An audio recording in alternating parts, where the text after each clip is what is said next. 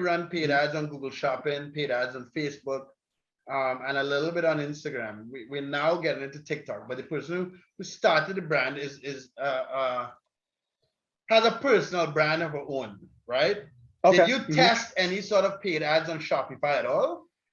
No, none at all. Like again, my whole focus on Amazon has been pay-per-click on Amazon. I feel like I'm really good at Amazon pay-per-click now, as far as getting the conversion rates, the bids, figuring out negative targeting and whatnot. So I kind of dedicated all my time and effort into Amazon PPC. So I haven't run any type of ads onto my Shopify store. Okay. And how long did it take to get you? You said that you feel like you know Amazon pay-per-click. How long did that take? I think it took a good 6 months to actually sit down and learn the ins and outs of it. I'm telling you, there's a lot of things with Amazon PPC that you could do that I had no idea 6 months ago. Right. I had a buddy of mine that I'll do a shameless plug on him. He's FBA Excel. That basically I know FBA Excel, so we'll give him a plug. Put a link, maybe I can on the channel. Go ahead. Yeah, with Brett. So he kind of got me into the mindset of like, hey, Amazon PPC is very, very powerful. And he started showing me his Excel sheets and how it's all automated. And I started taking a deeper look into the back end of Amazon FBA and PPC itself. And yeah, these last 6 months, my sales have been crazy as far as PPC is concerned. If you look at if I could probably pull it up right now, but if you look beforehand, a lot of my sales came organically. Nowadays, because there's so much competition, it's really hard to get organic sales. And I think now my PPC is getting right around 60% of all my sales. So wow.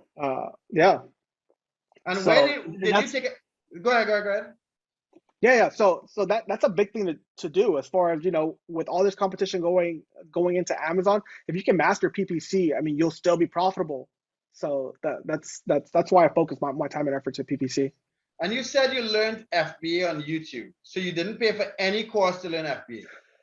No. I paid for courses for Amazon FBA, yes. And again, I like courses because they teach you the fundamentals.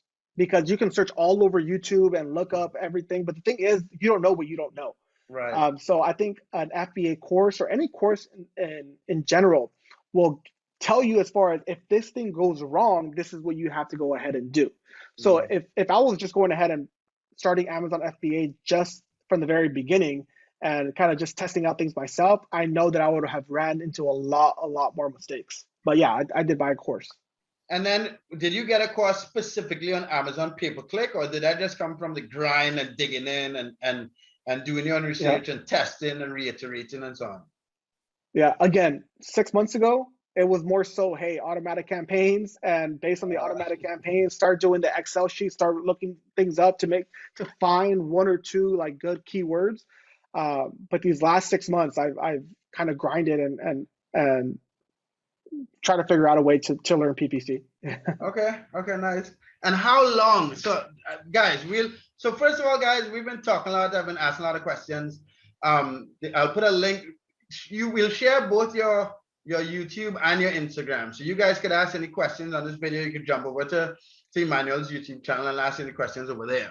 But what was I going to ask you? Pay-per-click.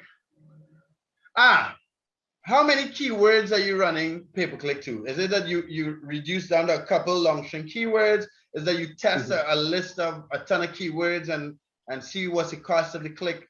What is it? Just give me a kind of overview. I know we can't go into detail here on Amazon pay-per-click. Yeah. That's a whole other. No, that's a great question. So right now I probably have right around 90 different campaigns running, and it's all a mixture of automatic and a lot of manuals. And even with the manual campaigns, I run a lot of broad, phrase, exact. And what I do is I kind of analyze all the automatic keywords and kind of look at the search terms and look for what are people clicking on and what's converting the best. And if I take a good sample size of 65 days, I can say, hey, this one keyword is converting and my ACoS is only 10%, then that's going as an exact. That's going in a different campaign as an exact keyword, right? So it's a lot of testing. So again, I always like to keep my automatic campaigns on because I like to have all that data of different things that are going on. Is it based on a different product that I'm on their listing and it's converting sales? Is it certain keywords? It might be going ahead and doing, broad, phrase, and exact campaigns. So again, I have over 90, maybe around 100 campaigns right now that are currently running. But usually it's only the top maybe 10 that are getting most of your sales. And all of the others are what? Just for data? Why wouldn't you? I mean, go ahead. No, if you're saying the top 10 are generating most of your sales, why would you leave 90 on? Is it that the continuous data is valuable enough that you keep iterating, or is it the time of the year certain keywords might work or not? Or what is your thought process? How do you make that decision to keep adding more campaigns? One is that, a different month can be different data that's Amazon's pushing. So sometimes there are campaigns that don't spend at all, and then one day it starts spending and starts converting. So I like to keep everything active, but again, maintaining it from a day-to-day to a week-to-week basis, because maybe last month this one campaign didn't resonate any single spend on the actual campaign. Right. But if I keep it active enough and maybe something happens where it starts spending, then I can go ahead and start accumulating more data on that as well. So yeah, it's more so data. And I've had it where 1 month a campaign doesn't spend at all to it being one of my more effective campaigns. Right. So based on that, but again, the last 6 months, that's when I've been really going heavy on it. So I'm sure I'll have more updates. And then what if you're planning to run Amazon pay-per-click at scale? What type of budget did you plan for that? Or did it that you got into it and tested and then you kind of figured out? My budget's pretty big now. I'm going into my computer right now, and the last 30 days, I can go ahead and put a screenshot of it if I can share it. Yeah, but I can these let last you 30 share days, if you want to share. Yeah, let me share. All right, yeah, you can share now. Okay. Share screen. Let's see if you share. Can you see? Sweet. Yep. So you can see the last 30 days here. I spent right around $18,000 worth of spend. And based on that, it's translated into $73,000 worth of sales these last 30 days, which is a 25% ACoS, which I'm completely happy with. But because again, you're getting, I'm still profitable with the actual campaigns itself, but I'm also getting organic ranking as well. So long term, I'll start getting more Amazon choice badges on there. As you can see here, it shows a day-to-day as far as what your ACoS is. Based on that outage that happened 2 days ago, this is why this one in particular is high. So you can see that it's the outlier. But again, I'm running a lot of different campaigns. As you can see. Yeah. Wow. And that's why I mentioned that.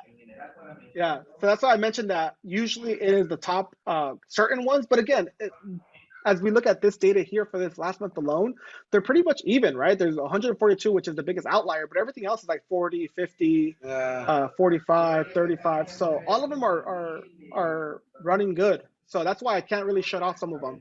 But again, if we jump into them, like let's go ahead and jump into like we'll try this one right here because profiting well.